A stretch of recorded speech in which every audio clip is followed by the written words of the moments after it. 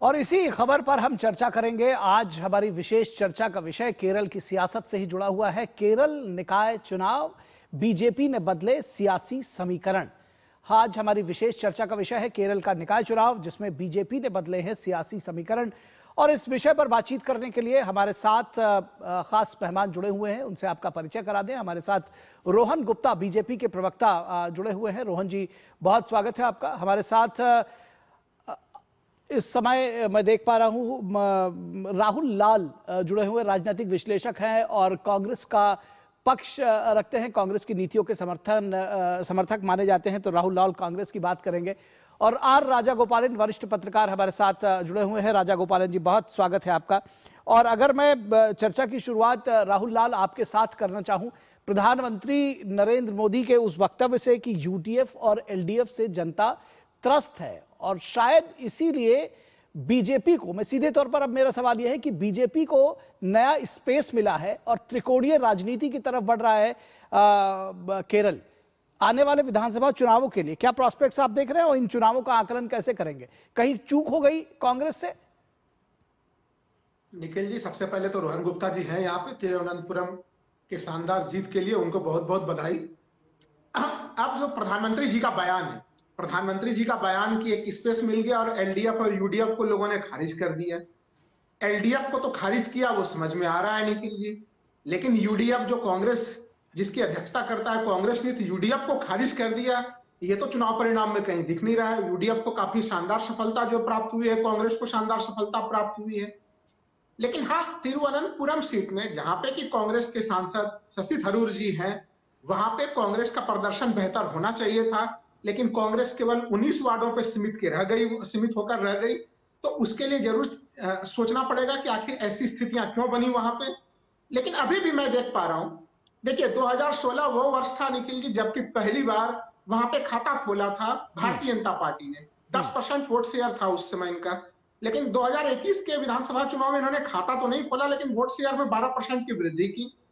तो एक लोकसभा चुनाव में भी हम लोगों ने देखा, 2024 के लोकसभा चुनाव में भी एक सीट पर जो त्रिशूर में इन्हें सफलता मिली थी। तो हाँ, कुछ सीटों पे इन्हें सफलता मिल रही है, अच्छी बात है कि विपक्ष के रूप में एक भूमिका हो भारतीय जनता पार्टी की भी। लेकिन कांग्रेस के लिए इसमें कहीं से कोई खतरे की स्थिति नहीं है और भारतीय जनता पार्टी किसी भी रूप में कांग्रेस का स्पेस लेने में कहीं से सफल नहीं है। अभी भी आप देखिए, यानी आपको लगता है, आप इस स्थिति से संतुष्ट हैं? आपको लगता है कि जो स्पेस दरअसल पहले दो ध्रुव की राजनीति थी और जो सीटें एलडीएफ नहीं जीतता था वो यूडीएफ जीती थी, सीधी सी बात थी। लेकिन अब वहां पर अगर बीजेपी ने भी और एनडीए ने सेंध लगा दी तो आपको कोई दिक्कत नहीं। आप कह रहे हैं फिर भी हम कम से कम जीत तो रहे हैं, कम से कम नंबर 1 पर है। आप उससे संतुष्ट हैं? इस स्थिति से आप ये कहना चाह रहे हैं? निखिल जी देखिए, भारतीय जनता पार्टी ने अपनी वोट प्रतिशत बढ़ाई। इसको देखिए, जो चीजें सामने में उसे स्वीकार करना चाहिए, वो वोट प्रतिशत बढ़ा रहे हैं। लेकिन क्या वो त्रिकोण बनाने में सक्षम है वहां पे? मुझे लगता है ये कहना अभी भी सवाल ये है कि जनता अगर यूडीएफ से भी संतुष्ट ही होती तो बीजेपी को, एनडीए को स्पेस ही क्यों मिलता? सवाल दरअसल ये है। मैं उसी सवाल का उत्तर दे रहा हूं। देखिए, उसमें कई प्रकार के निर्णयों की गड़बड़ी को मैं मानता हूं, जैसे कि शशि थरूर जैसे लोगों को टिकट देना ही नहीं चाहिए, जो भारतीय जनता पार्टी के साथ जो है कि मिलकर जो है कि गलवैया करते हैं। तो 2024 में लोकसभा जो है कि आप उनको टिकट देते हैं, ठीक है, वो जीत भी गए। लेकिन वो जीतने के बाद से आप 2024 के बाद से शशि थरूर की तमाम गतिविधियों को देख लीजिए, वो किसके लिए बैटिंग करते हुए नजर आते हैं। तो वो कई ऐसी चीजें हैं जो गड़बड़ियां हुई है। हमें लग रहा है कि भविष्य में वो गड़बड़ियां नहीं होंगी। जो स्पेस मिला है भारतीय जनता पार्टी को, तो उसमें कांग्रेस के कई लोगों के सहयोग की भी वहां पर उनको आंतरिक तौर पर सहयोग प्राप्त हुआ है और उसमें मैं मानता हूं कि शशि थरूर जैसे लोगों की भी भूमिका रही है। ठीक है, तो आप देखिए, ये समझने की जरूरत है।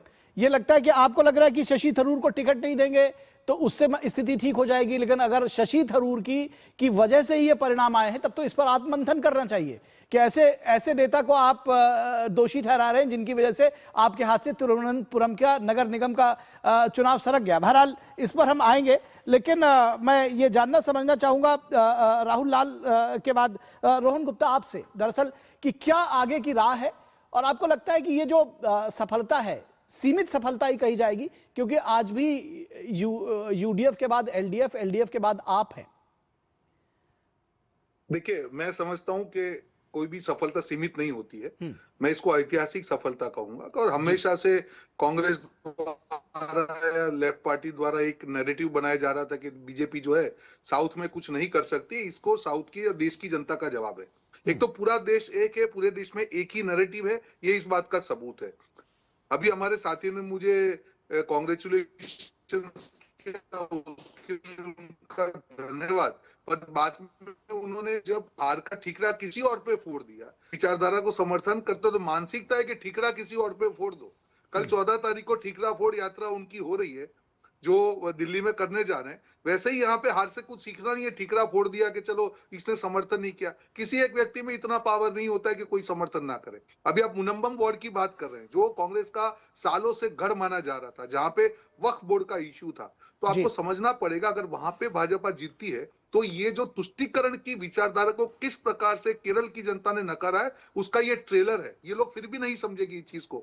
मैं वहां पे था, तिरुवनंतपुरम में गया था, वहां पे मैंने ग्राउंड लेवल पे परिस्थिति को भी देखा। और जिस प्रकार से भाजपा के कार्यकर्ता, एनडीए के कार्यकर्ता दिन रात लगकर अपने मुद्दों को जनता तक पहुंचा रहे थे, जिस प्रकार से एक एंटी इनकम्बेंसी थी।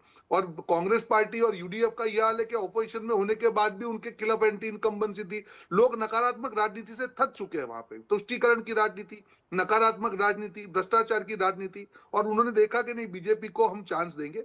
तो मैं समझता हूं कि ये ट्रेलर है आने वाले चुनाव का। विधानसभा में जो भाजपा को आज ये गिन रहे कि हमारा लॉस नहीं हुआ, आज उनको समझ में आएगा कि 3 महीने के बाद परिणाम आएंगे। तब डिबेट में आके प्लीज वोट चोरी की बात ना करें। उतना ही मेरा उनसे विनती है कि जो जहां जहां हारते हैं वहां वोट चोरी को करते हैं, और यहाँ पे अगर उनको थोड़े अच्छे रिजल्ट मिले हैं तो वहां पे वोट चोरी का नारा क्यों नहीं है, इसका भी जवाब दे दे। पर मुद्दा मैं वापस मुद्दे पे आ रहा हूँ, उसका भी उत्तर मिलेगा। राहुल लाल जी आ रहे हैं आपके पास। पूरे देश में जो नैरेटिव एक सेट हो रहा है कि मुद्दे देश के, पूरे देश के मुद्दे एक ही है। अब ये देश तुष्टीकरण की, नकारात्मक भ्रष्टाचार वाली राजनीति से ऊपर आ चुका है। और पूरे देश का, वो केरल हो, कर्नाटका हो, कश्मीर हो, सब जगह से ये एक ही आवाज आ रही है। ठीक है, ठीक है। कैसे आकलन करेंगे आर राजा गोपालन जी? पहले मैं राहुल लाल जी, आर राजा गोपालन जी को इस चर्चा में शामिल कर लूं, फिर आपके पास आता हूं। आर राजा गोपालन जी, कैसे आकलन करेंगे खासतौर पर मुनम्बम जैसी सीट के पर जो रिजल्ट्स हैं वो भी ये दर्शाते हैं कि सियासी समीकरण केरल में बदल रहे हैं। और जो बात अभी रोहन जी ने कही कि पूरे देश के मुद्दे, खासतौर पर तुष्टीकरण जैसे मुद्दे, वो केरल तक भी अब पहुंच रहे हैं, वहां की जनता भी इसको देख रही है। कैसे आकलन करेंगे इन रिजल्ट्स का? ये आकलन ऐसे करूंगा, 185 से 200 लोग आरएसएस, बीजेपी लोगों का, कम्युनिस्ट लोगों ने हत्या किया है, धर्म हत्या किया है, इसी का नतीजा है। दूसरा है, वो लोग को बलिदान दिया था ना जी, जो जितना पिछले 20-25 साल से। नॉट ओनली दैट, सिंह साहब ये कह रहे, उधर आरएसएस ने ग्राउंड लेवल पर क्रिश्चियन मिशनरी को साथ बहुत काम किया है। ये नहीं है, 2 नहीं है, 3 नहीं है, कम से कम 3-4 साल से करते जा रहे हैं। सेकंड, बीजेपी का नेशनल एग्जीक्यूटिव मीटिंग हैदराबाद में 2022 में हुआ था। उसमें एक रेजोल्यूशन किए थे नेशनल एग्जीक्यूटिव में, तेलंगाना फर्स्ट, तमिलनाडु नेक्स्ट, लेकिन अभी तिरुवनंतपुरम नेक्स्ट आ गया है। तिरुवनंतपुरम जीत है। मैं ये श्रेय प्रधानमंत्री नरेंद्र मोदी का, बेनिफिशियरीज, लाभार्थी जितना भी उधर किया था, कम्युनिस्ट सरकार को खत्म कर दिया है। पिछले 45 साल के बाद कम्युनिस्ट का तो जो घमंड था ना जी, वो घमंड को निकाल दिया है। आपको याद होगा, परसों प्रधानमंत्री ने वंदे मातरम करने भाषण में पार्लियामेंट में कहा था, फर्स्ट ऑफ ऑल ये आने वाले दिन में धीरे धीरे कम्युनिस्ट पार्टी खत्म हो गया, सिर्फ केरला में है, आप देखते जाइए केरला के रिजल्ट का। लेकिन केरला में बीजेपी का जीत में ये श्रेय दे रहा हूं प्रधानमंत्री का, अमित शाह का, जेपी नड्डा साहब वगैरह। लेकिन ठीक टाइम पर राजीव चंद्रशेखर का नियुक्त करके उसको केरल का अध्यक्ष बना करके भेजा है। आपको याद होगा सिंह साहब, एक ही एंथनी का बेटा ने बीजेपी में शामिल किया है। कम से कम 400 लोग बीजेपी से आगे कांग्रेस से। सेकंड थिंग, कांग्रेस प्रवक्ता ने कह रहे वो शशि थरूर को दोषी मान रहे। मुझे लगता है इसका दोषी, इसका रिस्पॉन्सिबिलिटी राहुल गांधी नेतृत्व, मल्लिकार्जुन खड़गे नेतृत्व लेना चाहिए, क्योंकि आने वाले दिन में लोग उंगली उठाएंगे। आपको भी होगा, वो वोट चोरी एसआईआर में अमित शाह साहब ने लोकसभा में भाषण करने टाइम पर एक कांग्रेस आदमी आकर के आपको क्वेश्चन पूछेगा, जो भी टिप चाहिए मुझसे ले लो, नरेंद्र मोदी बोल रहे। लेकिन सिंह साहब, ओडिशा में एक मोहम्मद मुशिक है करके एक सोनिया गांधी का चिट्ठी लिखा है, वो कह रहे 85 साल हो गया मिस्टर मल्लिकार्जुन खड़गे का, राहुल गांधी का इंडिया में उसको दबदबाव है नहीं है, प्रियंका गांधी को लेके आ जाओ। इंडिया में एक विपक्ष का जरूरत है, लेकिन कांग्रेस उसी से बुरी तरह हार गया है। कम्युनिस्ट पार्टी ठीक, आपकी बात, आपका पॉइंट आ गया, समझ में आ गया राहुल लाल। बहुत सारे सवाल उठ रहे हैं इस बात को कि जब द्विध्रुवीय जिसको कहना चाहिए बाई लैटरल, एक तरह से वहां पर दो धुरी जो कहना चाहिए एलडीएफ और यूडीएफ की थी, और फिर वही सवाल घूम कर आ रहा है जो इतनी देर से जो राजा गोपालन जी ने एक्सप्लेन किया, दरअसल कि नेतृत्व की कमी है। आपका जो नैरेटिव है, आपकी जो बात है, वो जनता तक नहीं पहुंच पा रही है, और इसीलिए बीजेपी को वहां एनडीए को स्पेस मिल रहा है। जोड़ो यात्रा किया है, वो क्या है? सुन लीजिए राजगोपालन जी, राहुल गांधी के नेतृत्व की कमी होती हो चुका है। आज यूडीएफ सबसे बड़े घटक के रूप में, आप देख लीजिए 2020 के चुनाव परिणाम को देखिए राजगोपालन जी, और 2025 के चुनाव परिणाम को देखिए राजगोपालन जी। अरे राहुल गांधी जी को तो श्रेय दीजिए, क्या बम्पर वापसी कराई है उन्होंने वहां पर केरल में। अच्छा, सुन लीजिए राजा गोपालन जी, सुन लीजिए राहुल लाल को। मैं संक्षेप में बुलेट पॉइंट कुछ 2-3 रख दूंगा। सबसे पहली चीज, वहां पे अभी भी मैं मानता हूं कि चुनाव नहीं, आप कह रहे थे राहुल गांधी इस जीत के लिए आप उनको श्रेय दे रहे थे, आप वो वाली बात बताइए।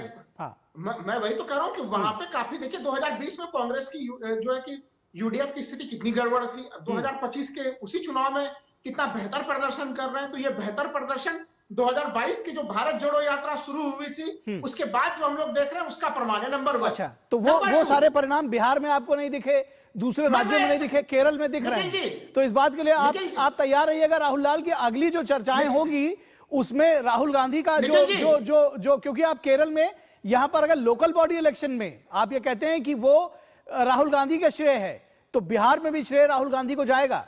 निखिल जी, मैं संक्षेप में, रोहन जी भी उसके तरफ इशारा कर रहे थे।